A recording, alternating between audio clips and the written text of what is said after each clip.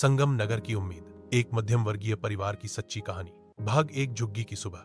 मुंबई की एक तंग भीड़ भाड़ वाली गली, चारों ओर कूड़े के ढेर, टूटी सड़कों पर बहता नाला और आसमान से गिरती धूप से जले हुए टीन के छप्पर। यही था वडाला का संगम नगर, और इसी झुग्गी के एक छोटे से कमरे में बसा था निसार शाह का घर। उस दिन भी सूरज उगने से पहले ही निसार उठ गया था।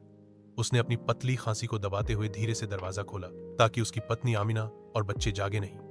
मगर आवाज के साथ ही आमिना भी जाग गई। इतनी सुबह फिर निकल रहे हो? आमिना ने चिंता से पूछा। काम है आमू, वर्कशॉप में आज ऑर्डर ज्यादा है, देर करूंगा तो कुछ पैसे कट जाएंगे। वो बीमार था, लेकिन इलाज पूरा नहीं करवा पाया था क्योंकि घर में पैसे की तंगी थी। भाग दो आमिना, घर की रीढ़।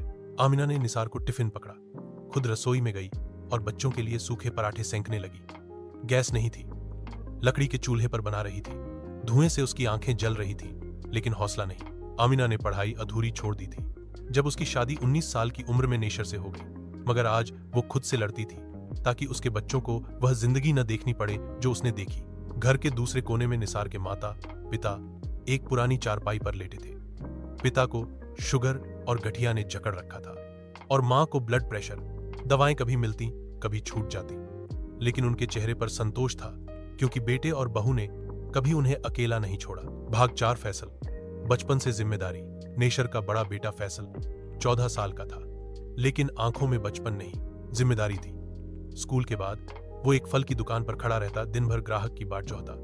रोज के 30,140 रुपए मिलते थे। वो बच्चा कभी शिकायत नहीं करता, बस शाम को घर आकर छोटा भाई के लिए चॉकलेट ले आता, चाहे खुद भूखा क्यों न रहा हो। भाग 5 ओवैस और बहन की मजबूरी। ओवैस दूसरा बेटा था। घर में 2 वक्त की रोटी का भी भरोसा नहीं था। मां ने उसे नानी के पास भेजा ताकि वो पढ़ सके। नानी का घर भी छोटा था, लेकिन वहां एक टाइम का खाना और सरकारी स्कूल था। ओवैस हर दिन मां को याद करता, लेकिन कुछ कह नहीं सकता। उसकी बहन भी नानी के पास थी। उसके चेहरे पर हमेशा चुप्पी होती, ना कोई खिलौना, ना सहेलियां, और मां से हफ्तों बात नहीं हो पाती।